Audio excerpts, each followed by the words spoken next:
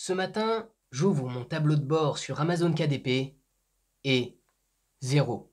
Plus rien. Compte clôturé. J'étais en sueur. Vraiment. J'étais pas bien. Tout était fini pour moi.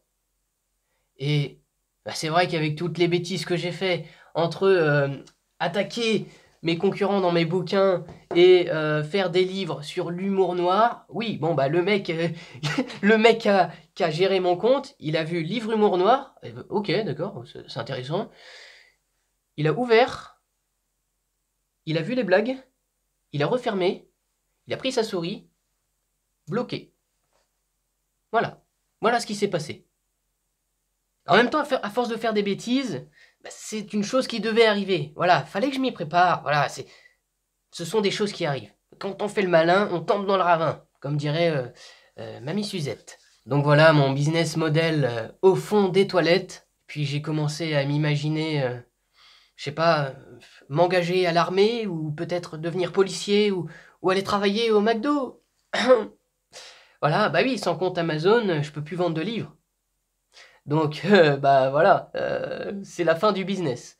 Et après 3 heures en PLS dans un coin comme ça, j'ai réouvert mon compte Amazon KDP et je me suis rendu compte d'un petit détail. Un petit détail qui change tout. Le compte, il affichait 0 €. Non pas parce qu'il était clôturé, mais parce qu'on attaque un nouveau mois. Parce qu'à chaque début de mois, bah le compte il revient à 0. Ça remet les compteurs. Et là je me suis rendu compte, j'ai fait, mais qu'est-ce que je suis bête. J'aurais dû aller chercher plus loin dès le début au lieu de me faire stresser pour rien. Donc vous imaginez que à partir de ce moment-là, tout le stress, j'ai fait ah mais non, tranquille, tout va bien. Parce que comme un con dans la tempête, je me suis dit bon vu que je suis bloqué sur Amazon, autant supprimer mes bouquins. Donc j'ai supprimé mon livre d'Amazon comme un con parce que je croyais que mon compte était clôturé.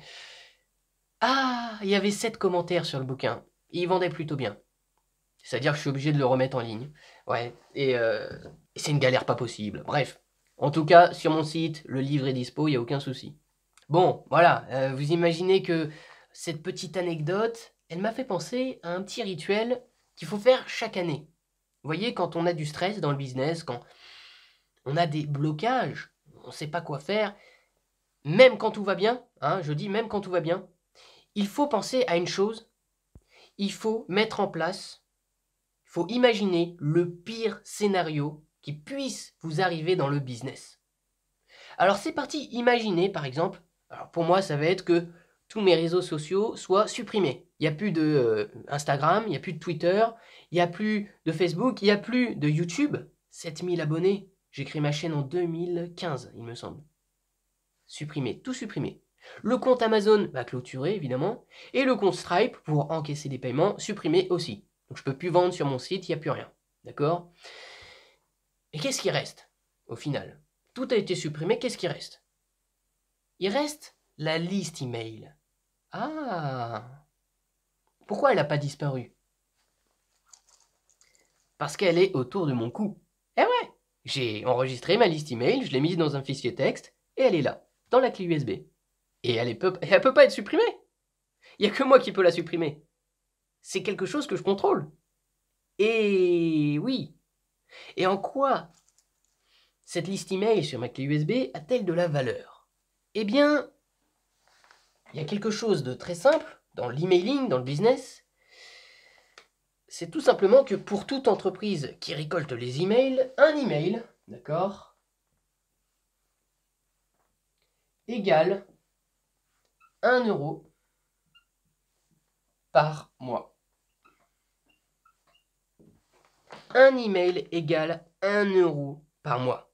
C'est quand même pas mal. Ah, ça veut dire quoi? Ça veut dire que si vous avez 1000 emails, ça vous fait 1000 € par mois. Voilà. Si vous avez 70 000 emails, ça vous fait 70 000 € par mois. Si vous avez 500 000 emails, ça vous fait 500 000 € par mois. Voilà. Tout de suite, ça va mieux, on respire, tout va bien. Ça, c'est pour le minimum des entreprises. C'est-à-dire que des entreprises qui sont, par exemple, qui visent des personnes qui ont de l'argent, qui sont dans le business, ça va pas être 1 euro par adresse email, ça peut monter à 5, 10, 15 euros par adresse email par mois. Rendez-vous compte, c'est énorme, hein? C'est beaucoup, c'est pas mal. Et là maintenant, vous dites, oui, mais concrètement, comment gagner des euros avec l'adresse email des gens? Eh bien, vous pouvez proposer des produits en affiliation. Voilà, vous avez trouvé un produit en affiliation, vous avez une commission quand vous vendez le produit, vous pouvez proposer à votre adresse email, à votre liste email. L'avantage, c'est que peut-être que même que le produit en affiliation, ça se trouve, il va mieux vendre que ce que vous vendez votre offre normalement. Parce que oui, vous allez choisir celle qui convertit le mieux. Vous allez choisir l'offre qui convertit le mieux et la proposer à votre liste email. Et peut-être même que l'offre de quelqu'un d'autre vendra encore mieux que votre offre que vous avez faite pendant 3 mois. Parce qu'elle a été prouvée par le temps. Elle a été prouvée par des dizaines de milliers de visiteurs, des centaines de milliers qui sont allés sur cette page. Et le taux de conversion, vous pouvez le choisir. Voilà. Ça qui est pas mal. C'est vrai, c'est un avantage de l'affiliation. Et là vous dites, oui, mais dans l'affiliation, on ne récolte pas les emails des gens. Il y a quelque chose de très simple qui s'appelle un pont. Ça, c'est la page de vente du gars. Donc c'est là où vous voulez que les gens achètent pour toucher une commission. Bon.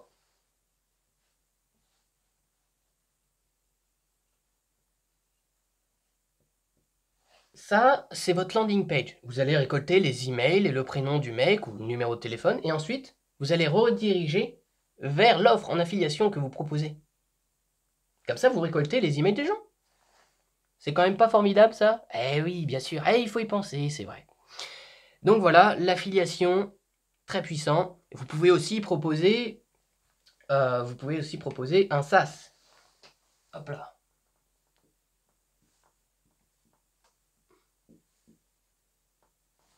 Un SaaS. Alors qu'est-ce que c'est un SaaS? C'est tout simplement une offre par abonnement. Un logiciel, ça peut être un jeu éducatif qui est 7 euros par mois par exemple, ça peut être une application, ça peut être de la technologie. Il y a tellement à proposer en abonnement, vous imaginez même pas. Ça peut être une newsletter payante. Ah, vous offrez des trucs de ouf dedans. Ouais, ça peut être ça. Vous voyez? Et aussi, vous pouvez proposer une formation. Voilà.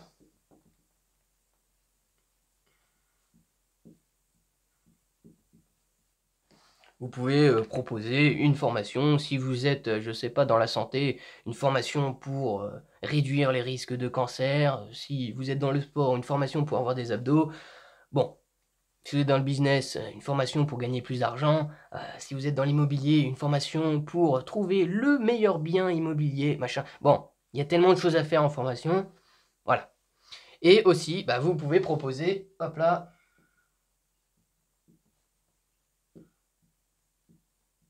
du coaching. Vous pouvez proposer du coaching. Voilà. C'est des façons de monétiser, mais des façons de monétiser son audience, il y en a énormément. Donc vous ne serez pas bloqué à ce niveau-là. J'en passe, il y a plein de trucs. Ok? Donc tout de suite, voilà, ça va mieux, on respire, hein. Vous avez la sécurité. Ça, c'est la sécurité. En fait, c'est en quelque sorte la partie antifragile de votre business.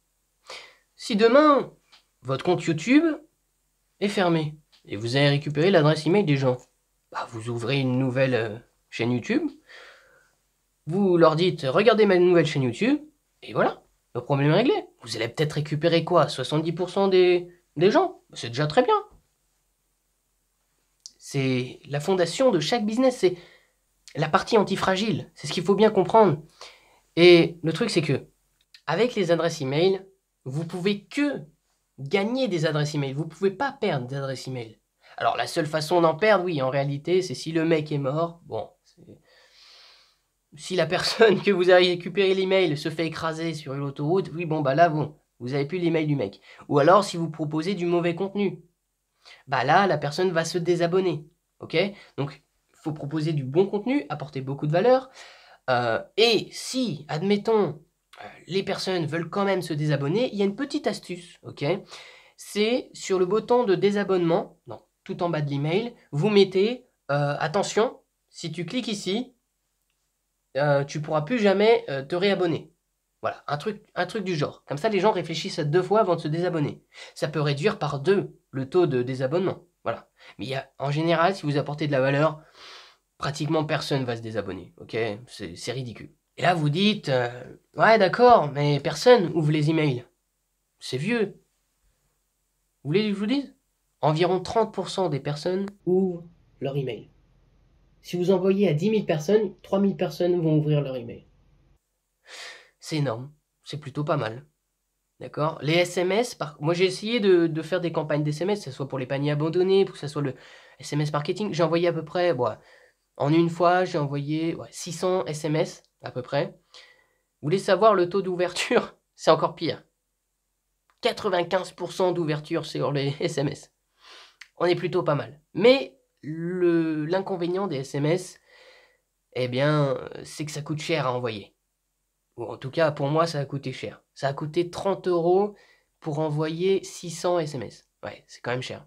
Après, si vous avez des astuces pour payer moins cher, je suis preneur. Voilà, donc là, il y en a qui disent « Ouais, mais c'est démodé, regarde les jeunes, ils sont sur TikTok, c'est vieux. » Eh bien, non, même si vous visez des gens sur TikTok, ils ouvrent quand même leur email. Voilà. Ça, les emails, ça existe depuis qu'Internet existe, finalement. Même encore avant. Et il n'y a aucune raison que ça disparaisse. Là, si vous dites, oui, mais imaginons que Gmail supprime ce système de email marketing. Voilà. Imaginons, eh bien, je vais vous dire la réponse. Et non, rassurez-vous, ça ne va jamais arriver. Voilà. Toutes les entreprises font de l'emailing. Amazon, ils vous font de l'email marketing.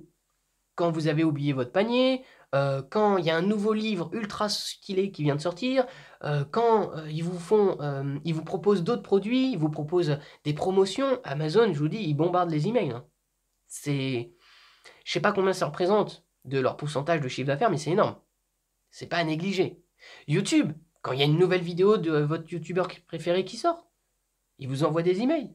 Facebook, quand il y a Tata Ginette qui vous a envoyé un joyeux anniversaire il y a 3 mois et vous ne l'avez pas ouvert, il vous envoie une notification. Le business model des emails, ça ne peut pas fermer. Parce que si les emails, c'est fini, les entreprises, c'est fini.